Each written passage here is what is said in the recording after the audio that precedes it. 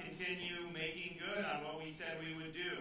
And we're going to sign a series of bills here today to cement this state as the free state of Florida and as the freest state in the country.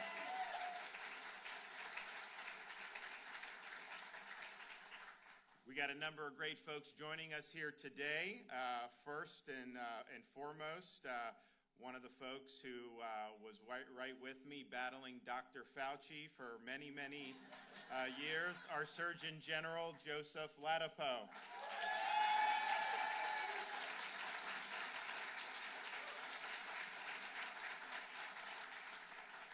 We got a number of state representatives with us here. We have Representatives Rudman, Abbott, Maney, and Juan Carlos Porras, so welcome to them.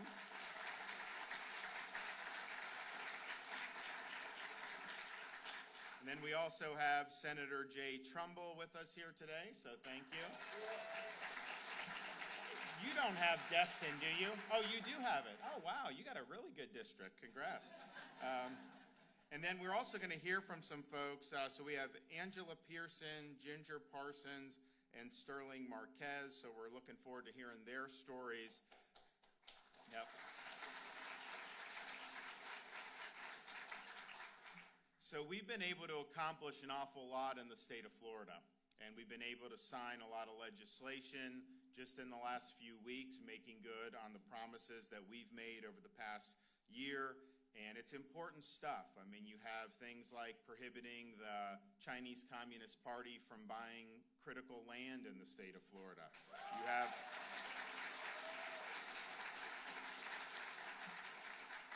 You have landmark legislation kneecapping ESG in the state of Florida. You have major legislation supporting education, supporting teacher salaries, but also protecting those paychecks from automatic union deductions. And that's going to give them more take-home pay to be able to do that. And we have so many more things coming down the pike, many more things that we have done, and that's all helping make Florida one of the strongest, if not the strongest state in the country. But I'll tell you, all that stuff is very important, and all that stuff has been meaningful.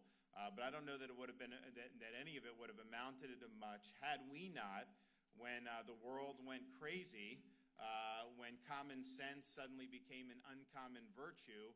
The state of Florida stood as a refuge of sanity, as a citadel of freedom for people.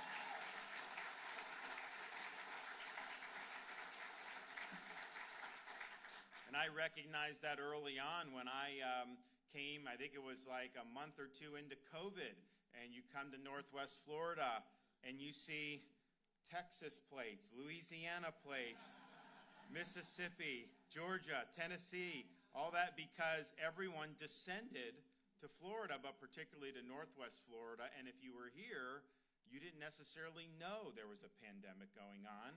You were able to make your own decisions. And so that really, I think, led the way, not just for the state of Florida, but also for the country and for the United States. And now we've been able to see many, many years later, at the time, everything we were doing in Florida, we were getting attacked.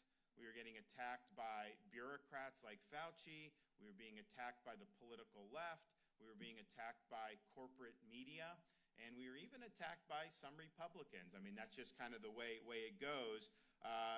But we stuck to our guns because we believed that we were doing the right thing for the state. And now you look, in Florida, we have way more people employed today than prior to COVID. We've had massive amount of wealth come into the state. We have a bigger workforce, more businesses. And you look at some of these other states that were lockdown jurisdictions, perpetual restrictions. What did they end up doing? A lot of them have still not recovered. A lot of them hemorrhage population. They've hemorrhaged wealth. They lock kids out of school for over a year in some of these places, like Chicago and other places that are failing. And so the difference in approach was very significant at the time, and all you had to do was come here and look. But now, many years into the future, we can say definitively, Florida did it right, and those states did it wrong.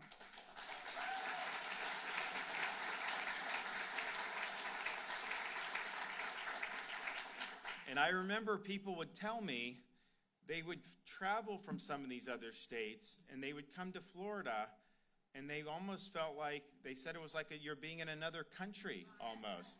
And it was just, it was refreshing that that happened. But it just shows you how different the approaches were. And the thing about it is if you go back to the very beginning, it was a crazy time.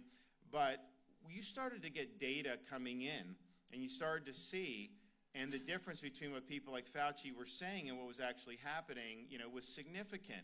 And so the question is, do you follow the narrative and do you just bow down to Fauci and the media, or do you follow the data even if you're going to face blowback from that? And so we chose to do the latter, and I think the danger is now, one of the reasons we're doing this bill is, yes, in Florida, we're glad that we stood firm, but a lot of the elites and the bureaucrats, they think that this response is how you should do it again in the future if something like that happens.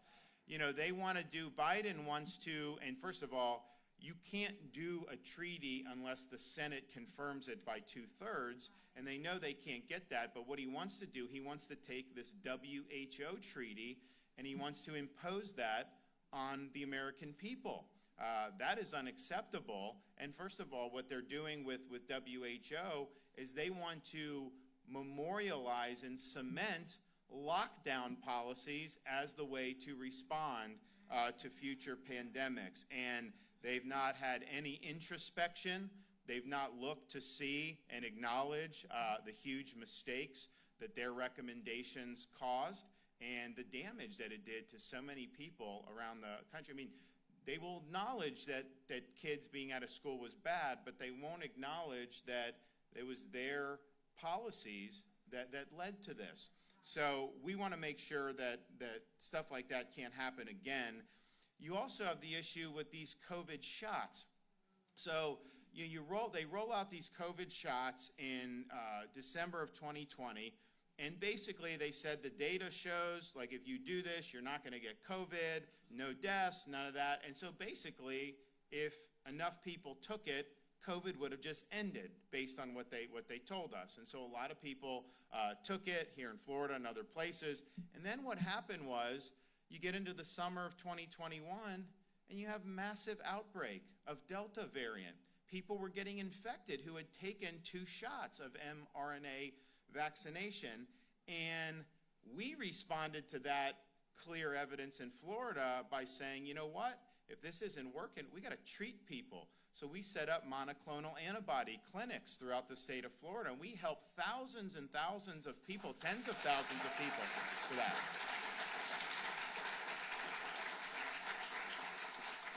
And when we were doing that, I was actually getting attacked by media and by the left, by bureaucrats, because they said, you should be focusing on vaccination for this. These people already had COVID. The vaccination didn't stop it, and giving treatment is a good thing. But they said if people know there's a treatment, then they might not do a vax or they might not do a booster shot. So they wanted to de-emphasize treatment.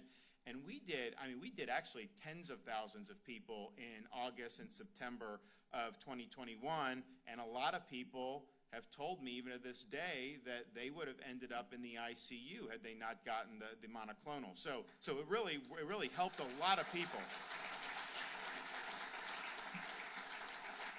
And it not only helped people in Florida. I would run into people, hey, I'm from another state, thank you for the monoclonals. I was like, well, wait a minute, if you're not in Florida, how did you get monoclonals? And they're like, no. They're like, I didn't know what they were.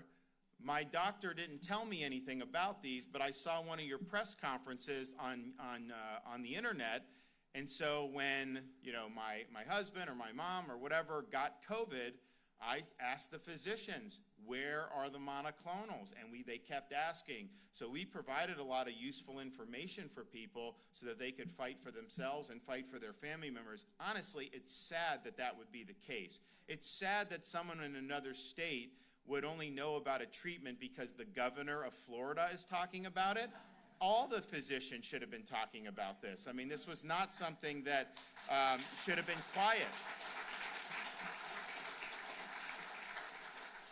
But I think what happened, and then Biden took our monoclonals away because we were having so much success. So they said, you don't get any more. So I had to do a deal with another company to get some to kind of get us where we need to go. And then they did a deal with that company, so we couldn't do it anymore on our own. And it was really, really sad and really troubling. And then also at that time, and you remember, they made the decision, Biden, a lot of corporations, Fauci, all these people, that they were going to use coercion to force more shots on the American people. So they instituted a rule with CMS saying medical folks had to do this or they could lose the job. You know, we sued on that, and then we didn't win the suit. We actually said we're not going to survey hospitals for you in Florida, so they didn't have the data here, so they fined the state. But that's fine. We ended up saving a lot of people's jobs by standing up for that, which we're happy to do.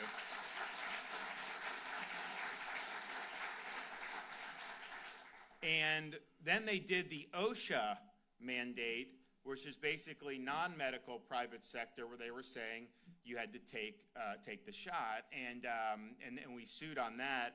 We won on that in the Supreme Court. We lost on the CMS, but then we would not cooperate with CMS. But just think about that. Congress never enacted any type of vaccine requirement. I don't know if they have the authority to do that. I think not. But clearly, they never did anything about this. This is the bureaucracy acting on its own, the administrative state, trying to deprive people of the right to put food on the table for their family. That you either do this or you don't work or you don't eat. That was a disgrace to this country that they tried to do that. And we fought them every step of the way on that. But I think the fact that you see that shows you for sure these restrictions and these mandates, the purpose of them was not to safeguard your health. The purpose of them was to control your behavior. They wanted you to behave the way they thought fit, and they were willing to use coercion to do it. So that was totally unacceptable. So we did a special session of the Florida legislature in the fall of 2021. We enacted protections against those mandates so people weren't forced to choose between a shot that they did not want and a job that they needed. And so that saved a lot of jobs. And it wasn't just because of the mandate from Biden and the administration. There were massive corporations that were also trying to do this. And a lot of those corporations were not based in Florida, but they were trying to impose Fauciism through the private sector. So we protected those employees as well. And we were happy to do that. We also wanted to make sure that we were empowering parents by banning any COVID shot mandates for school children, which we were one of the first states to do that in the state of Florida.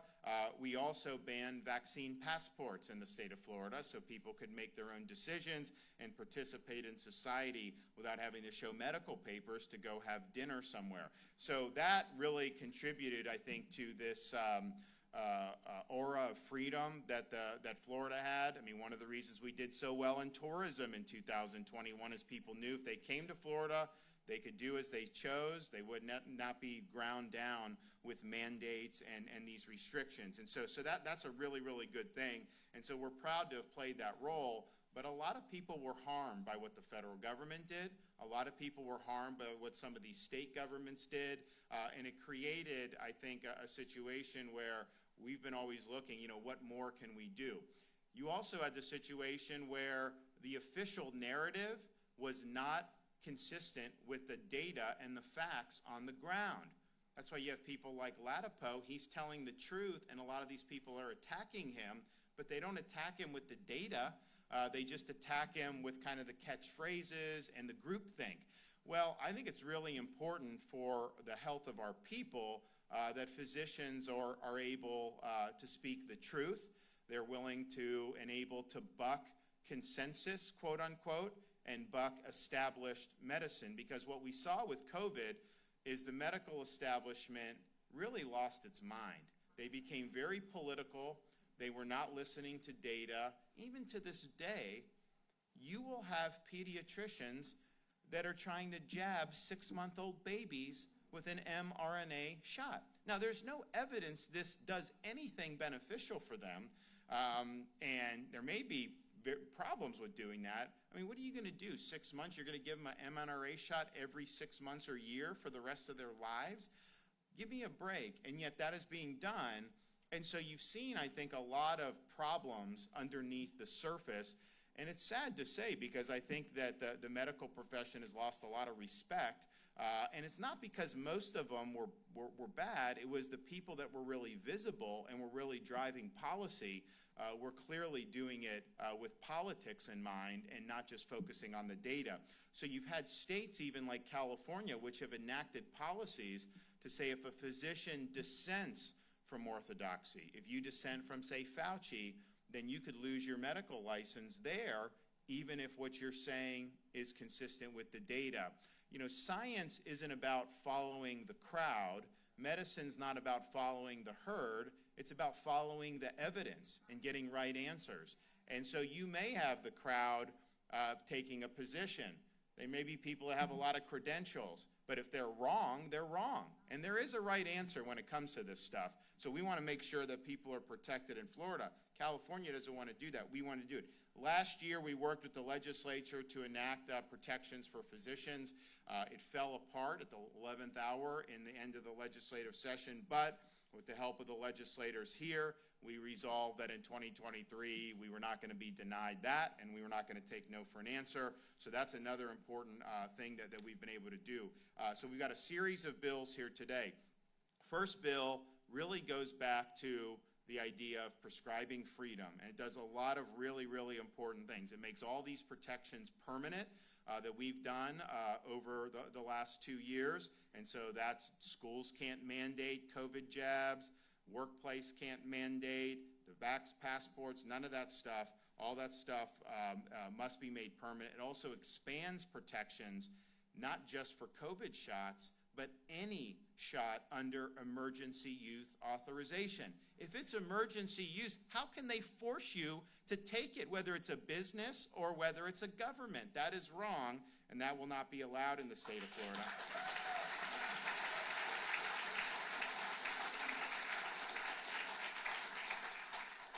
We also, in this bill, formally reject WHO and any of these international organizations. If they want to adopt something, if a county or someone in Florida wants to adopt, they've got to get it approved by the state of Florida Department of Health. There has to be some imprimatur on any of these things, because I think one of the things we saw with COVID was people would rely on CDC. They'd issue flawed guidance, and they say, no, we have to force these kids to wear masks because CDC is saying that. In the state of Florida, we want to be a buffer against flawed guidance, and with the prospect of WHO and this so-called treaty, I think they're really looking to institutionalize lockdown policies, and that will not happen here. So this is a great salvo.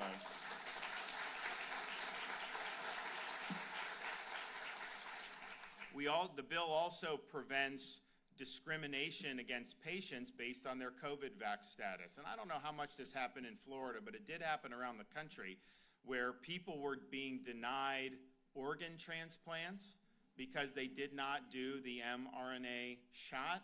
How incredibly cruel is that to try to do that? And so in Florida, that's not going to be acceptable. Honestly, it's not consistent with the Hippocratic oath that physicians take, but things just went sideways on that. It also protects patients with the right to choose COVID-19 treatment alternatives without a hospital interfering in those personal decisions between a patient and their physician. You should have the right to try these under the supervision of your physician, and that is protected in the state of Florida. So we think that this is, and then if those rights are infringed, you have the ability to have grievances, and that's built into the bill. But in Florida, a lot of times anything you do like that could be considered a public record, but since there's sensitive stuff about people's health, there's a companion bill which will protect your medical privacy if you file the complaint. don't want people to be able to FOIA your medical records just because somebody infringed on your rights. And so I think that that's an important companion. So that is in there as well. So just that is stronger than anybody in the country has done by a country mile, and we're proud of that. The other bill that we're going to be signing is SB 1580. It ensures freedom of speech for physicians. It ensures that physicians can follow the data, not dictates, and we want our physicians practicing evidence-based medicine. We don't want it to just defer to authority or to just follow the herd. So that is now law in the state of Florida. So this is kind of the opposite of what states like California has done.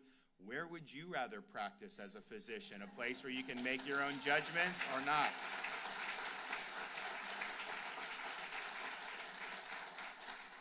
And finally, we are the first state in the United States to ban formally gain-of-function research in the state.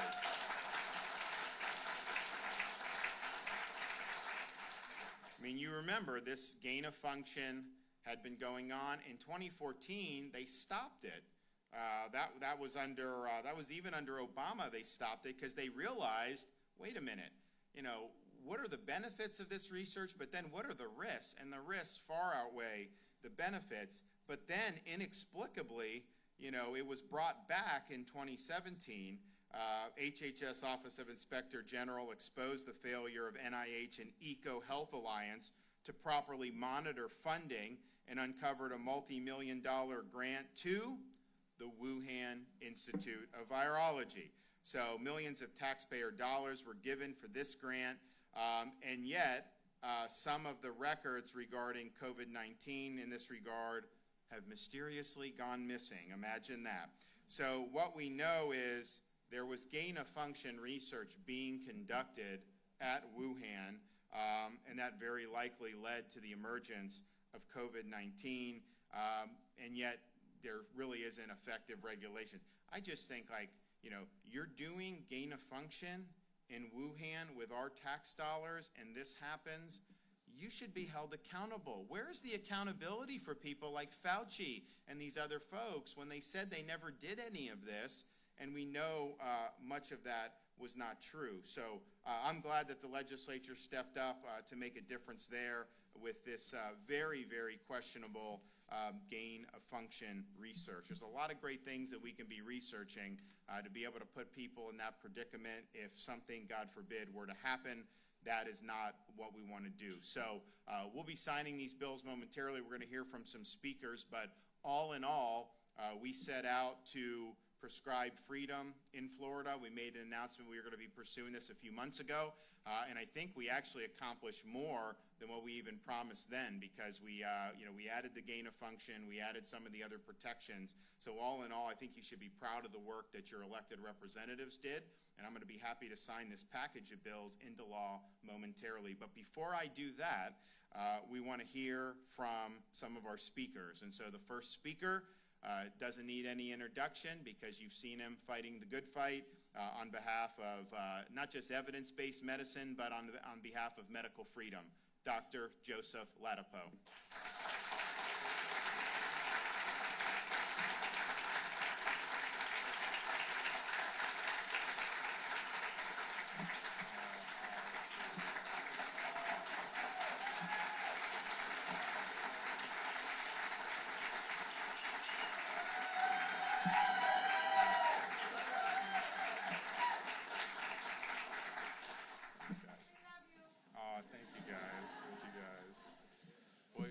You guys don't read the newspaper or watch CNN, huh? Because I'm this, mean guy. I push older women out of the way in the grocery store just to get to what I want. Well, really, thank you very much. Really kind. It's really kind sharing your love with me. So thank you very much. Thank you very much for that. And I love you, and the love that. I'm here talking about love, and really, it's not an accident. So, 2 years ago, me and my wife and our 3 boys, we were in California. I was at UCLA as a faculty member there. I had a job for life. I was tenured. I was enjoying my work, and we were very happy. COVID came, madness, a lot of madness in California, and still, even though it was a pain in the butt, a lot of the things we had to deal with, I was planning on staying. I really did think that I was going to die as an old man, God willing, in Los Angeles, and our kids were going to grow up there. And but fortunately, I got a phone call, and I got a phone call from this governor's office that wanted to talk to me about a job opening that they had or they were about to have as my predecessor was on his way out. And we came here because of love. We pulled our family, we had our roots planted there in Los Angeles, and we uprooted our family, and in a matter of weeks, literally changed the complete trajectory of our family, and it was because of love. And the love that where the love comes from is the love for individuals, human beings, to be able to getting a little emotional here, to be able to make decisions about their lives. My team gave me this stack of papers. This is a whisper of the number of really sad stories that we saw over the last few years.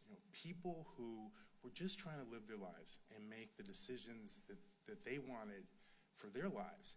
And someone else decided that, I've got this boot, and I'm going to stick it on your neck. And I'm going to say that, you have to make these decisions, only these decisions that I want. That, never mind the fact that so often they didn't make any sense, right? Or they didn't have any good evidence behind them. But ultimately, these were decisions that individuals have an absolute God-given right to make on their own. I mean, that is life. We're sent here by God, and we have autonomy over what we put in our body and the decisions we make about our health and how we take care of ourselves. And they're everything, from everyone from hospitals to just people who have no say in healthcare to governments were saying that this is how you have to live your life. And the stories are heartbreaking. We'll probably hear some more this morning. But it was a situation that was incredibly compelling for my wife and I, and we decided to go all in. So when I got that call, I actually wasn't sure what to do, but my wife had no doubt. As soon as I told her, she was like, she looked at me and said, "We should do it." And and the wheels started turning, and we did it. And we did it because in the entire country, it's crazy, 50 states there are in this entire country. There was one leader, only one leader across 50 states that decided that authentically he saw what was wrong and he would not let it stand.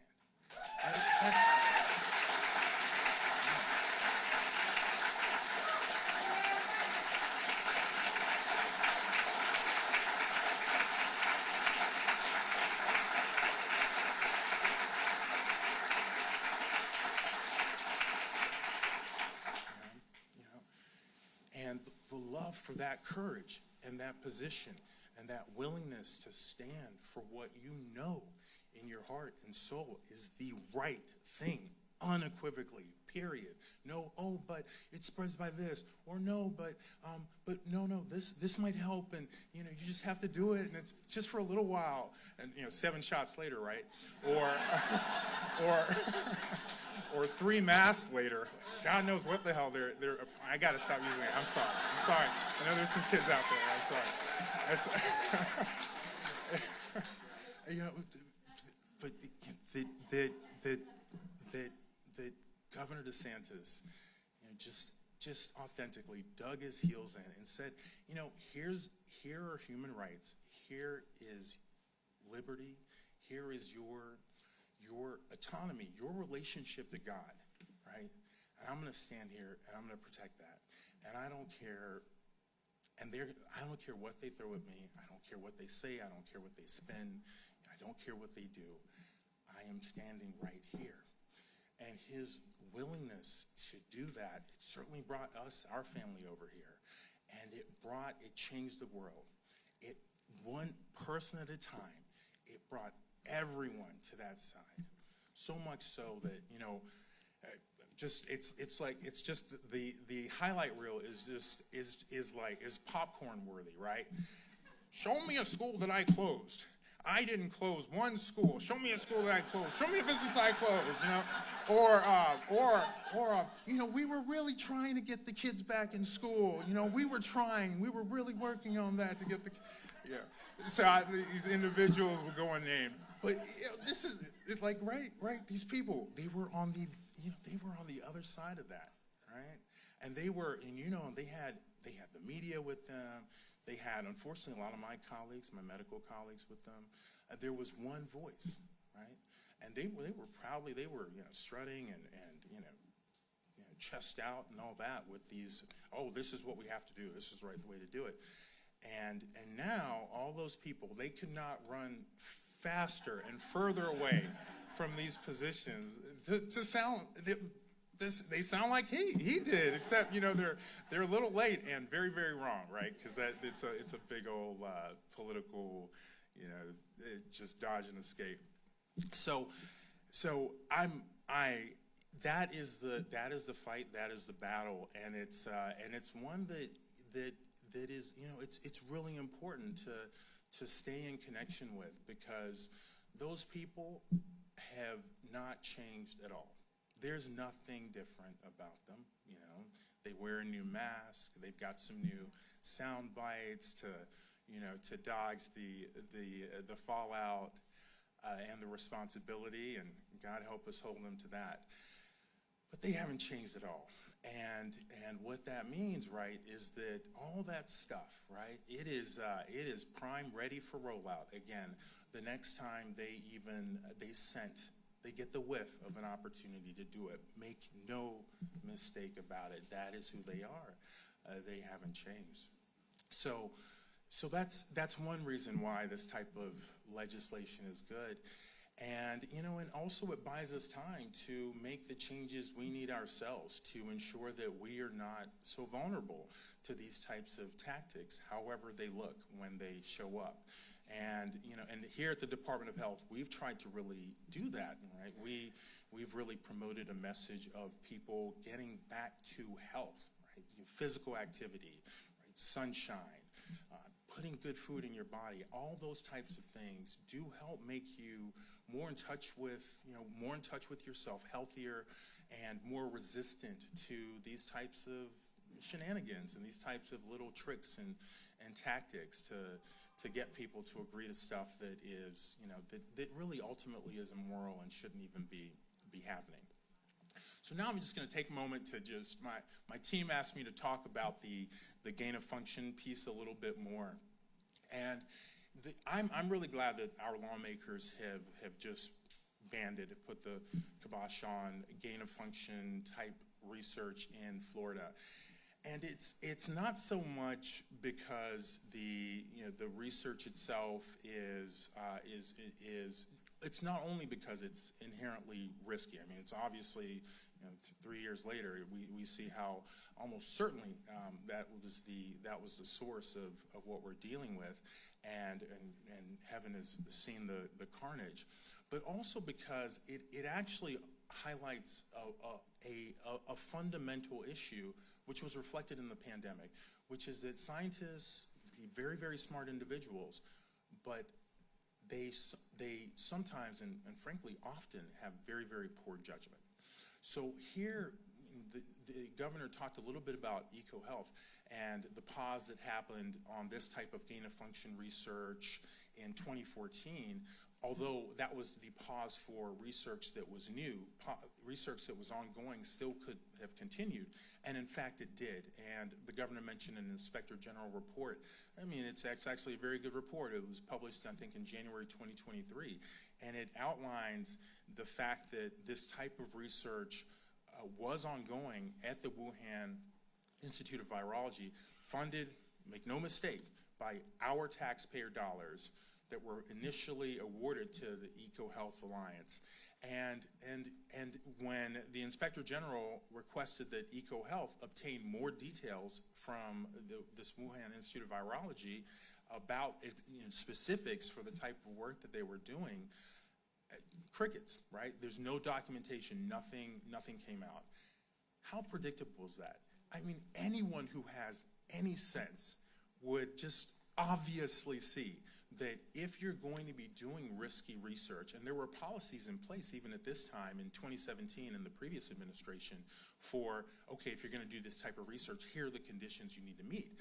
And one of those conditions is that you have a good partner, right? You have a partner that's trustworthy, that's going to uphold standards of safety, and that will be communicative about the type of work that's done. Do you have to live in China for years to know that you cannot have a partner in China like that? I mean, you don't need that. But unfortunately, the scientists, very smart individuals, sometimes have very, very poor judgment. And that type of poor judgment has not been rectified. The NIH is doing work right now to better define, exactly what types of research that would, be considered gain of function could be potentially performed based on benefits and risks and other criteria. So that work is ongoing. In the meantime, I mean, the right thing to do is to be wise about the fact that we are, it is a field of science that, for which the consequences are beyond our ability to reliably control and predict. And so putting a stop on it, putting a pause, a real pause, is a wise decision given the circumstances. So thank you. Thanks very much. God bless you guys.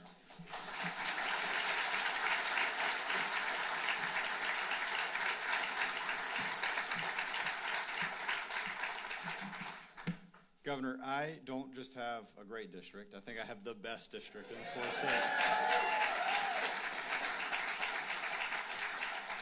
It is such a great opportunity to be here. Governor, thank you for continuing to come to Northwest Florida.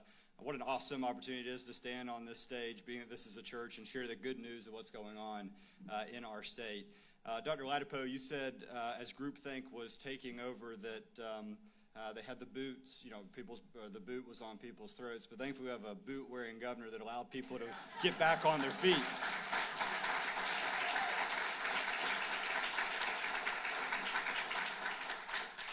Governor, it was about 2 years ago this month when the country was shutting down, and you looked at Northwest Florida, and our busy season is starting right now with Memorial Day right around the corner, and because of you, in the steps that you made, we have more traffic than normal. We have our beaches are, but it's our people have a place to work. It is a wonderful thing, and I appreciate your steady hand throughout this time. It's been a wonderful opportunity to work alongside you and your office to get landmark legislation across the finish line this year. And the 3 bills that we're signing today are just a quick snapshot of what the legislature, along with you, were able to accomplish this year. I mean, more things than we could have ever asked for.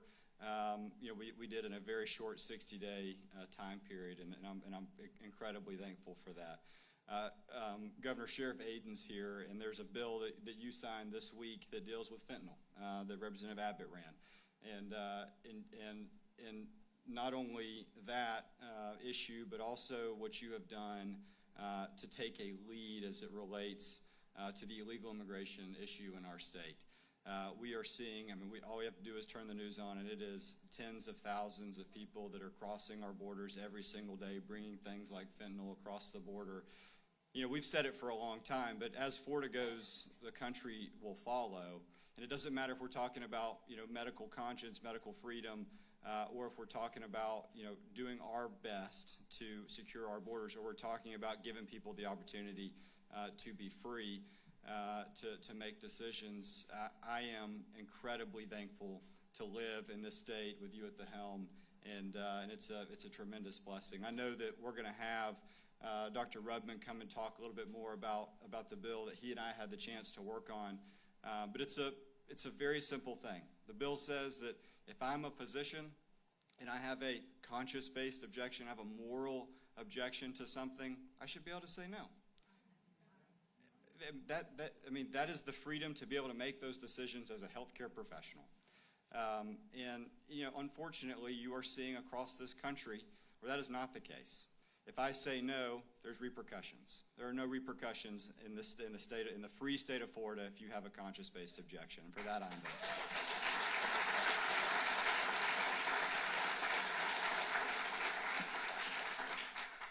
Governor, we welcome you to Northwest Florida anytime. You always bring great news, so thank you all very much. And Dr. Rubman, I think you're up.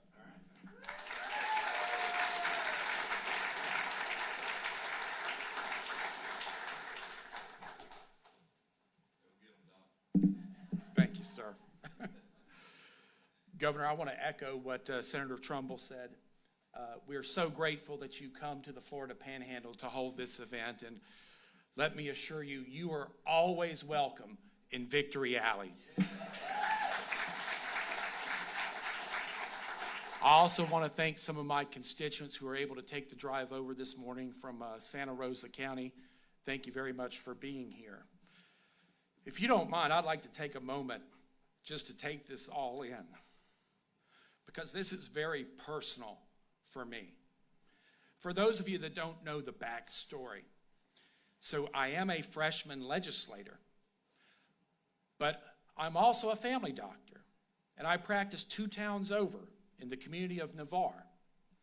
And so I used to be just a normal, average doctor, right? Minded my own business until 2020. And of course, you all know what happened. COVID hit. Right? That's when everyone started losing their minds. So what did I do? Well, I took to my Facebook page and I put out what I assumed were reassuring posts. I was telling my community and I was telling my patients that, look, we're physicians. We deal with emergencies every day. We are going to get through this somehow, some way.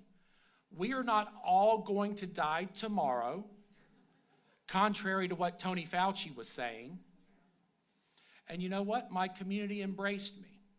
They appreciated those sentiments so much so that they named me Navarre's Business of the Year that year.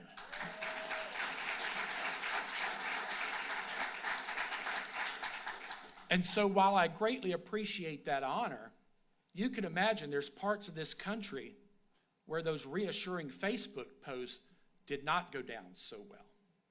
In the liberal halls of Northern Virginia, for example. Yes, there were woke activists in Northern Virginia who saw my Facebook posts. They hated them. They also hated my stance against masks and against these horrible vaccine mandates.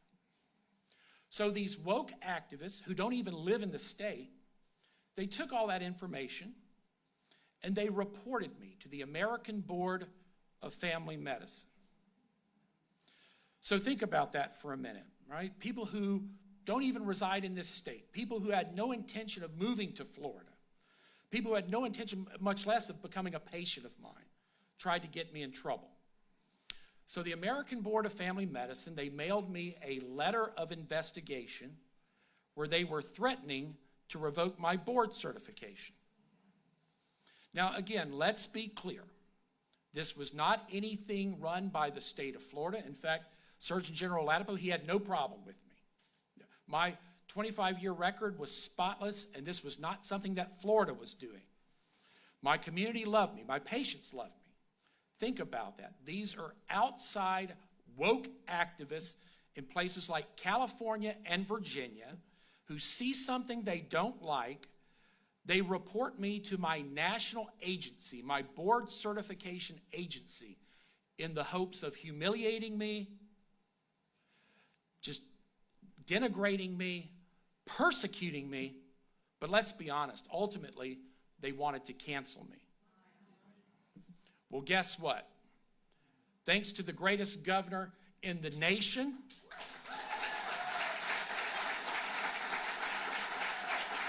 I'm still here.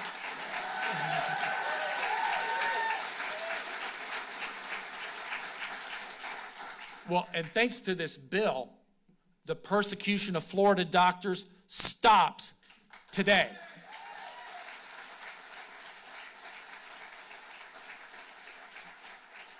Now, Governor, you may not know this.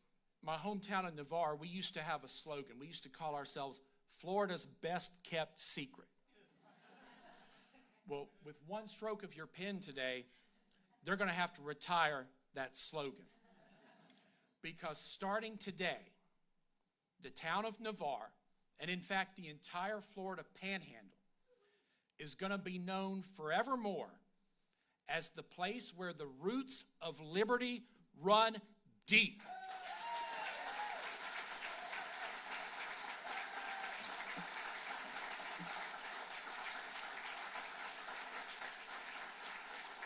We are the place where Florida's freedom fighters stood their ground. And we are also the place where Florida's physicians stared down the big government wokeism of Joe Biden and Tony Fauci. Say it loud, say it proud. We are the free state of Florida, and we are the anti-California.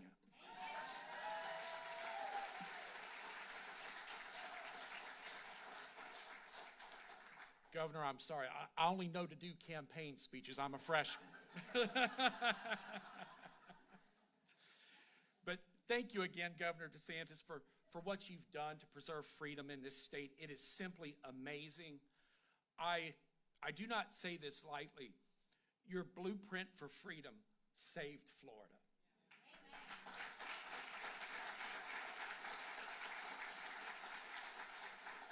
And in my humble opinion, I think your blueprint for freedom, I think that's the ticket. I think that should serve as the role model for the rest of this great nation.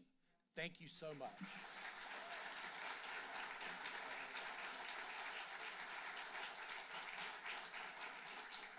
Okay, Ginger, you ready? Come on up.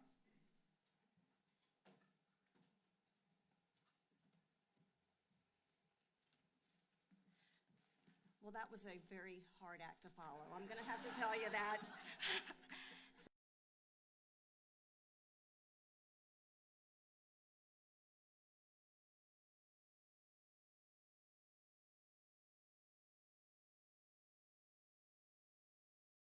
So important to me to not speak about. To give you a little background, I am Ginger Parsons, and I've been practicing as an occupational therapist for over 30 years in the Florida Panhandle, and with my current employer for 23 years. I've worked hard over this time period to provide the best care I could, and I've earned specialty certifications in hand therapy and in ergonomics. I truly love what I do, and I'm so thankful to have been given the gifts and the opportunities I have to assist in improving the lives of others on a daily basis. My experience was that early during the pandemic, back March 2020, our healthcare workers served their patients without the personal protective equipment, or PPE, some of you may know, at a time when many workers were sent home and were fearful and were told to be fearful. We knew others needed us, and we wanted to help them. We continued to move onward and to answer our callings. Fast forward, though, when some of us went from heroes to zeros rather quickly.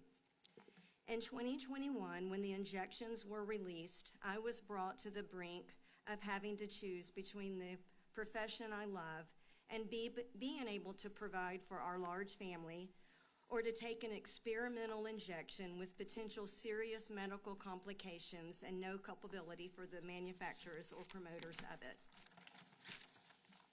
Hesitantly, I received the first shot due to the pressure I felt at that time.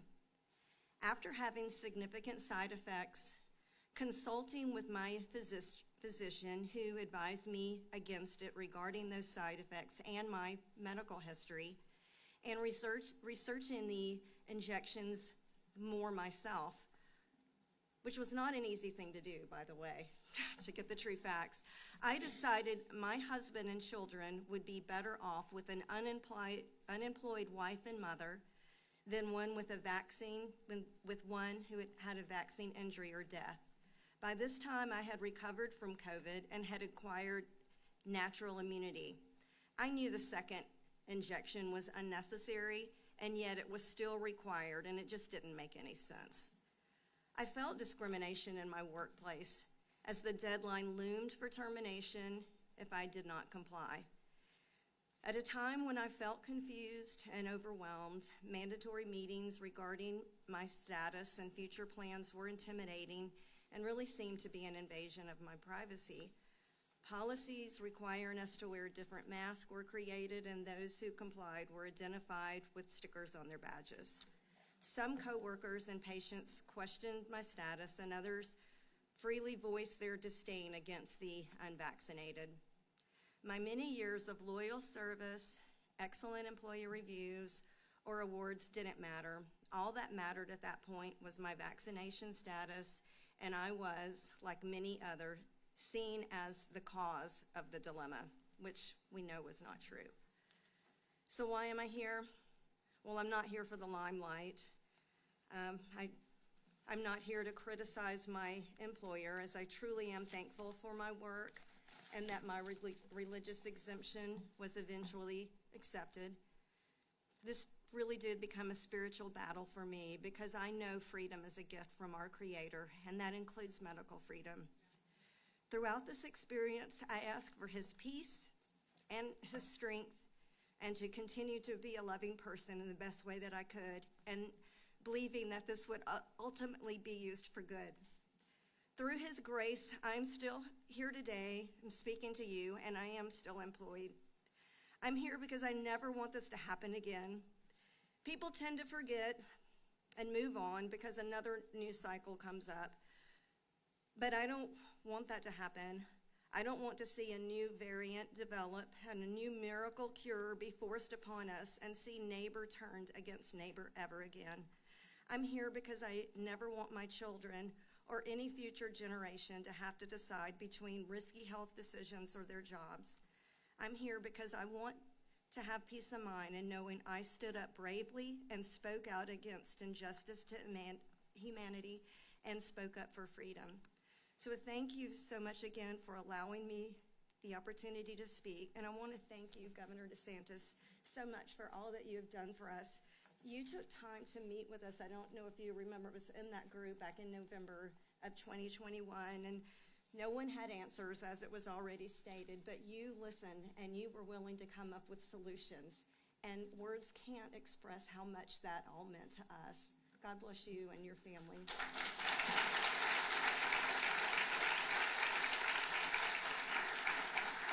Okay, Sterling.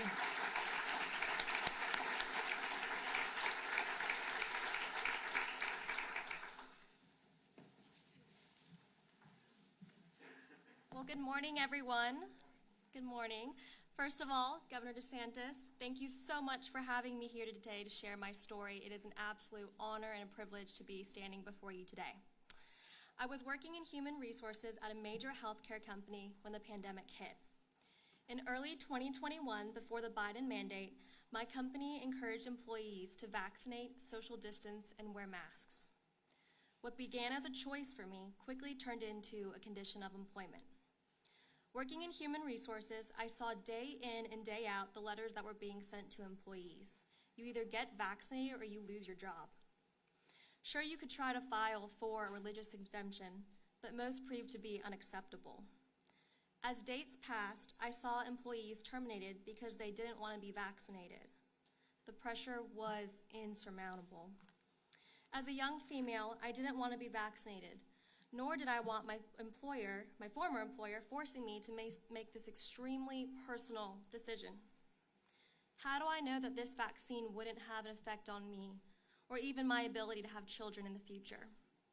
Sure, I was nervous about losing my job, but at the same time, I realized that I did not want to work for a company that cared more about a jab than job performance. If I could be terminated for refusing to take a shot, what was next? Remembering an offer that Governor DeSantis had previously made at a press conference, I reached out directly to his office about opportunities. And I'm proud to say that just weeks after I had made that call, I began working for the free state of Florida.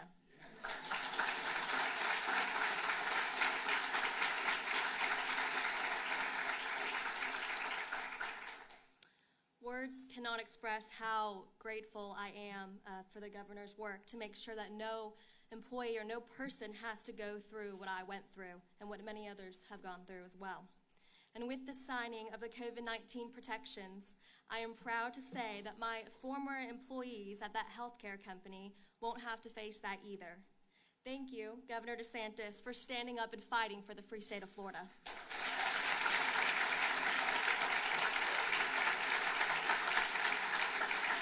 Angela? Come on up.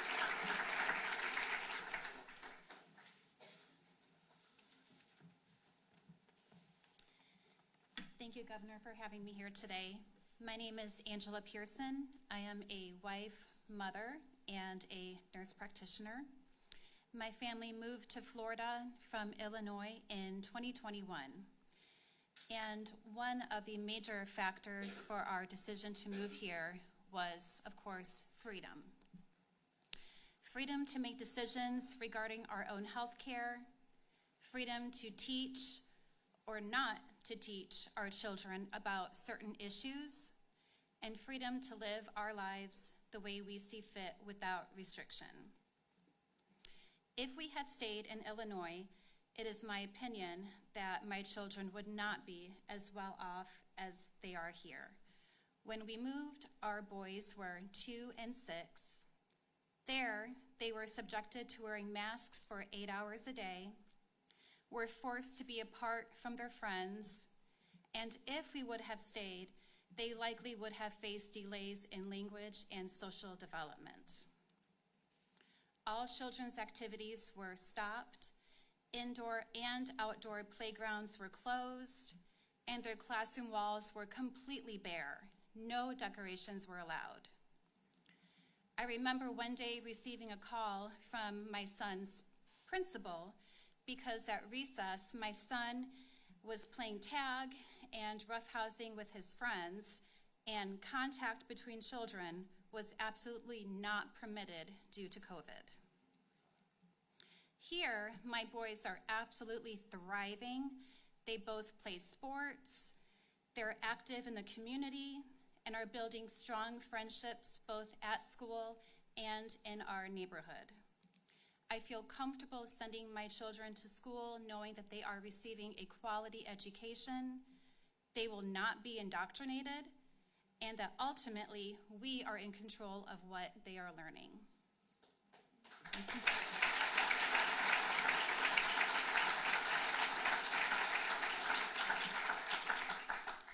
Florida has put raising children back in the parents' hands the way it was always intended to be, but is at risk of being taken away in so many other states.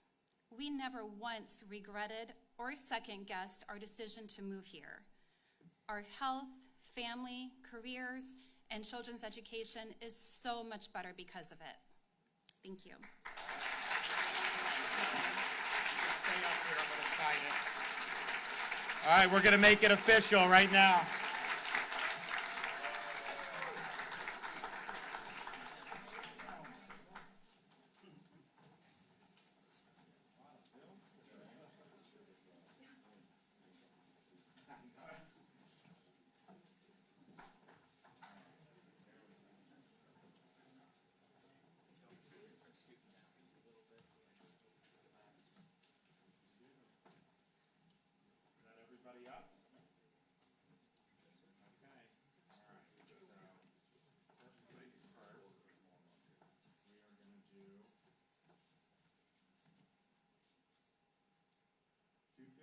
too.